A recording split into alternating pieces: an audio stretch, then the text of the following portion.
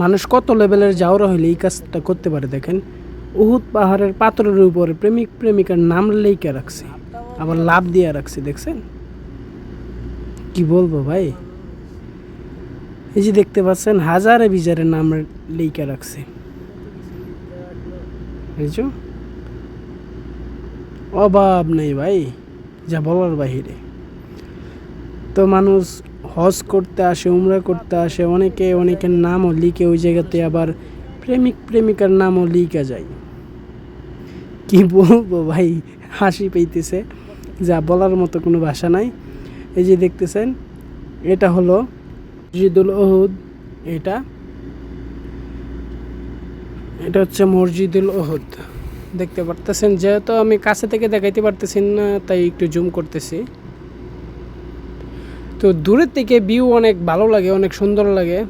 তো সুন্দর। তো এই যে উহুদ পাহাড়, এই উহুদ পাহাড়ে ৭০ জন সাহাবীকে হত্যা করা হয়েছিল এই নবীজির আমলে, এই পাহাড়ের মধ্যে। তো পাহাড়টা মোটামুটি অনেক বড় আছে।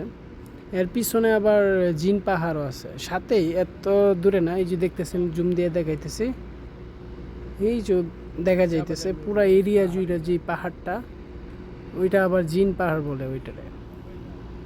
তো জিন পাহাড়টা অনেক বড় আছে, যা এখন তার দেখানো সম্ভব না।